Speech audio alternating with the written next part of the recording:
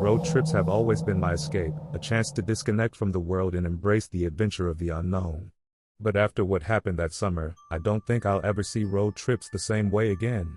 This is a true story, something that haunts me to this day. If you've ever felt like someone, or something, was watching you on a lonely highway, then you might not want to listen to this alone. It started as an ordinary trip. My best friend, Jason, and I planned a road trip across the Southwest, eager to see the open deserts and historic ghost towns.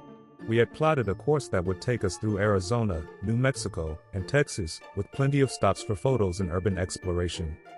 We weren't worried about driving through the night, as we had switched off at rest stops and small motels along the way. But one night, somewhere in the desolate backroads of New Mexico, everything changed. It was past midnight when we took a detour. Jason, always eager to explore, suggested we check out an old mining town called Ravens Hollow. Supposedly, it had been abandoned since the 1800s, and local legends claimed that the spirits of miners still roamed the area. I was hesitant, but Jason insisted. We turned off the main highway onto a narrow, cracked road that stretched into the darkness.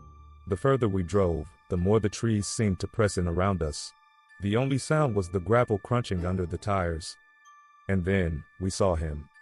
A man stood on the side of the road, dressed in an old, ragged suit. He wasn't hitchhiking, wasn't signaling for help, just standing there, perfectly still. His face was obscured by shadows, but as we passed, I caught a glimpse of something that made my stomach drop. His eyes were hollow. Completely black. Jason muttered, "Did you see that?" I nodded.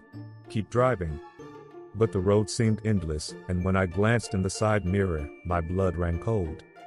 The man was still there. Still standing. Exactly where he had been. What happens next will haunt you. Watch the full story now on Frightful Murmurs.